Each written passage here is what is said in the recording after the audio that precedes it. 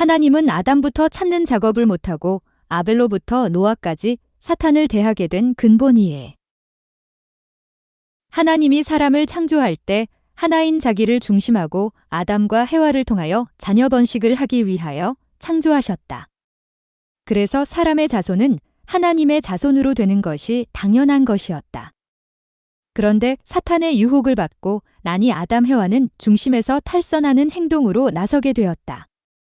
그때부터 사탄은 비공식적으로 늘 사람을 대하여 나타나는 존재가 되었다. 본래 사람은 하나님 한 분을 상대하여야 할 존재였던 것이 근본이다. 그런데 지금 비공식 존재 사탄 한 존재로서 생기게 되어 하나님에 대립하여 나타났다. 여기에 하나님은 근본된 자기에게 속해야 되게끔 원리를 세워 창조하였다. 그런데 다른 존재 사탄이 생기게 되고 사람 하나 중심하고 두 상대의 존재가 있게 되니 근본 원리와는 배치되는 사실이다. 그래서 하나님은 다시금 사람을 소유하려고 하나 벌써 사탄이 먼저 원리 존재로 대하여야 할 하나님의 존재인 양 벌써 사람을 소유 말게 되니 하나님은 사람을 대하여 두 주인의 작업을 세울 수밖에 없게 되었다. 이로써 사람인 아담 해와를 다시금 자기 소유로 하여 보려고 하였다. 그러나 이것은 원리 순서와 배치되는 행동이었다. 그러니 하나님은 다시는 실패하지 않는 작업을 하려고 할 때에 즉 원리대로 사람을 찾으려 하였다. 그때 아담 해와 자체는 이미 실패하였다. 그러니 그 자체는 비공식적 사탄 소유인 동시에 또 창조 원리적으로는 타락이 없었으면 물론 하나님의 소유자인 것은 정한 바였다. 그러나 타락되어서 그 원리적 입장은 이미 하나님 편에 속하지 않은 한 근본 원리 모양으로 사탄은 사람을 취하고 나섰다. 그러나 하나님은 자기 몸으로 지은 사람을 포기할 수 없는 원리적 결탁이 있었다.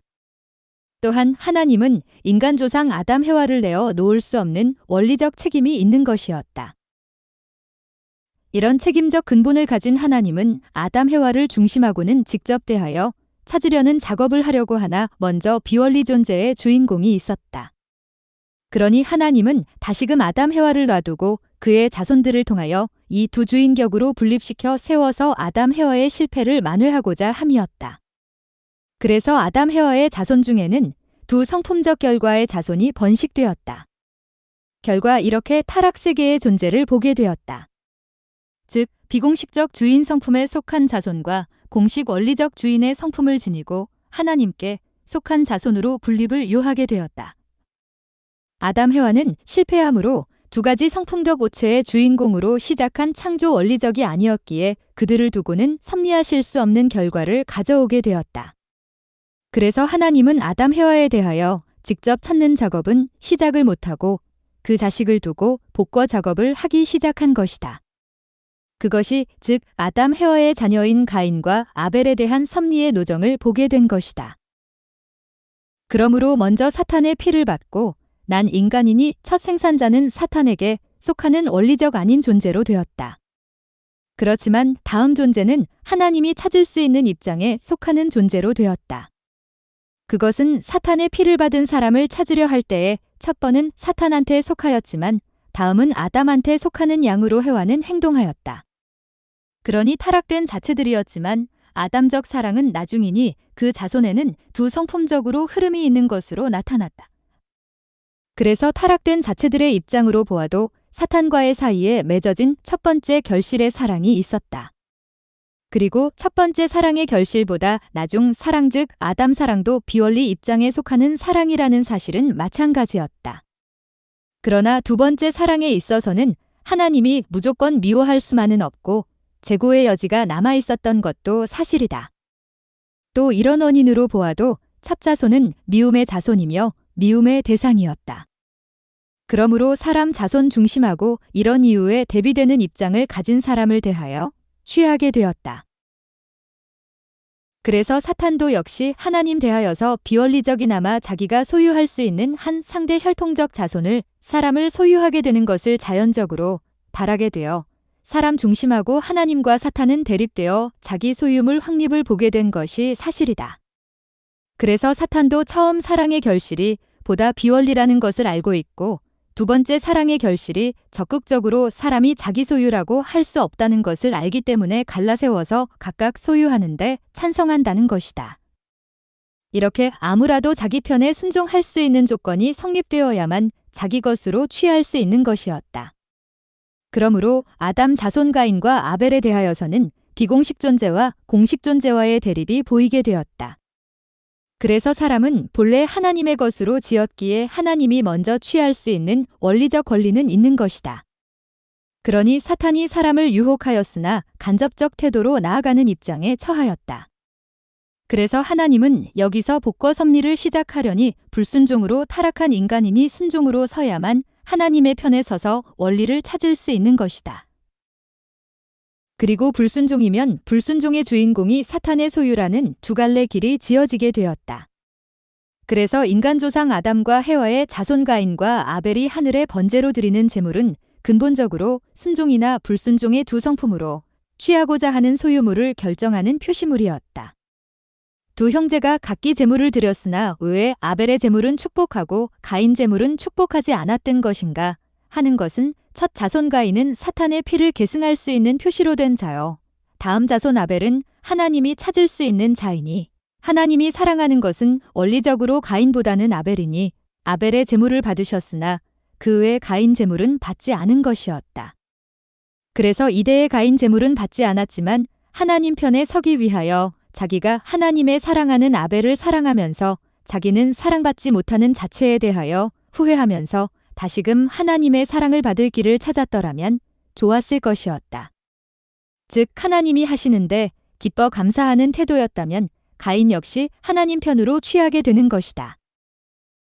비록 원리적이 아니고 사탄의 소유였지만 불순종권 내에서 순종권 내로 옮겨질 수도 있는 것이었다.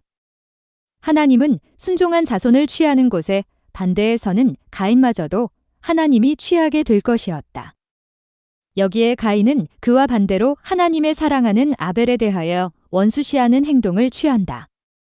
즉 사탄 불순종의 근본이 되는 사탄의 행동과 같은 방향으로 나아가 아벨을 죽이고 만다. 그러니 하나님의 뜻하였던 첫 복귀 원리는 가인의 행동으로 온 인간에게 사망의 털을 자아내게 되었다. 즉 사탄은 그때까지 가인을 자기 소유로 할 수 없고 다만 자기 소유물이 되기를 고대하는 입장으로 하나님을 상대하여 서게 되었다. 성경 창세기 7분의 4에 하나님이 가인 보고 말하기를 죄가 문에 엎드려 너를 엿보나니 저를 방비하려는 것은 사탄은 가인 너를 삼키고자 한다는 이 근본의 뜻을 밝히는 바의 말씀이다. 이 가인의 행동이 있었으니 순종치 않은 사탄은 자기 편 가인 소유를 가지고 아벨을 죽이는 것은 여기에 한을 대하여 반격 시작의 예고를 보게 되었다. 그래서 온 인류의 조상급에서 벌어진 이 행동들은 온 인류를 좌우하는 간접적 행동을 보이는 것이라 할 수 있다. 가인이 아벨을 죽이는 것은 사탄이 모든 것을 자기의 소유로만 채우겠다는 의도의 발로였다. 그러나 하나님은 아벨 대신 셋을 준 것은 절대로 인간을 포기하지 않고 반드시 구원하시겠다는 표현이었다.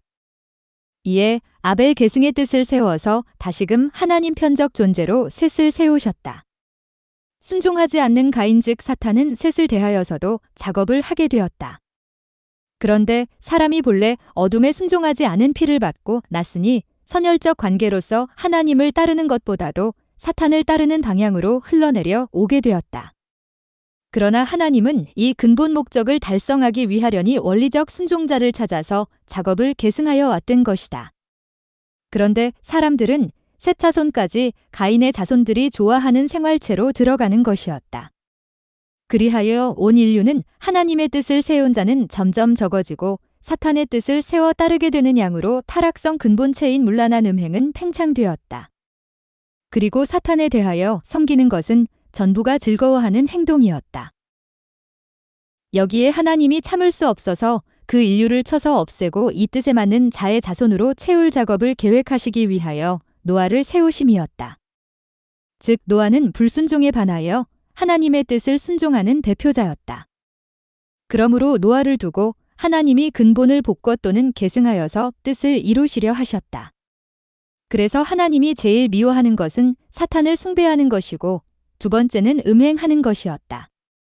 이것으로 타락의 씨가 되었으니 이것을 통하여 사탄의 뜻 번식과 같은 협조하는 행동이니 하나님께서는 지극한 눈꼴 사나운 상대였기에 제일 미워하는 것이다.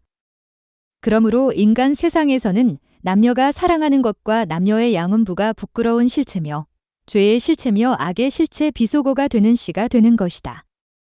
그러므로 세상에 이 남녀의 제일 귀한 사랑의 실체들을 욕으로 사용하는 것은 이 근본 타락성 근거이므로 말도 이와 같이 하는 것은 사람이 타락한 것을 스스로 양심적으로 바로 고백하는 바에 사실을 증거하는 것이다.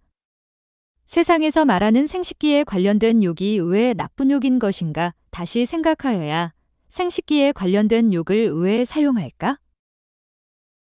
세상에 제일 귀한 것이 사랑인데 사랑에 속하는 실체 즉 제일 귀한데 속하는 실체가 왜 욕이 되느냐 하는 이 근본만 찾으면 인생 문제는 해결이다. 이 사실은 생식기에 관련된 비속어가 아닌 제일 좋은 것이 생식기에 관련된 욕으로 되었으니 즉 비원리적 출발을 가져오는 근본이 되었다. 즉 사망이 시작되는 것이 시작의 근본이 되었으니 이런 고백으로 표시됩니다. 그러므로 세상은 비원리 중에 서 있다는 사실적 양심 고백의 말이 많이 쓰여지고 있다. 예를 들면 음양좌우라는 말, 흑백, 지금 많이 쓰는 적백 등은 전부가 선우가 반대로서 쓰는 것은 세상 시작이 반대로 되었다는 것을 증거하는 사실이다. 즉 이자니 음이니 흑이니 적이니 하는 말은 비원리 세계의 시작이 먼저 되어 있다는 것을 실로 증명하는 주는 것이다. 양심이 바로 고백하는 대로 우자, 양음, 백흑으로 청적으로 되는 세상이 와야만 우리 원리 찾은 세상이요. 이상 세계이다. 이렇게 사탄이 번창함을 보니 선에 대하여 적극으로 대하여 원수로 나아가니 옛날부터 의인들의 비참한 죽음이 많은 것은 원리로 되었다. 이와 같이 노아의 시대까지는 전부가 불순의 자식들로 온 세계는 되고 보니 하나님은 이들을 전멸시켜서 다시금 뜻을 중심하고 재정비하는 결과로 노아 심판을 하게 되었다. 그때의 노아는 순종자를 찾았으니 한 사람도 보지 못하고 전부가 사망으로 들어갔다.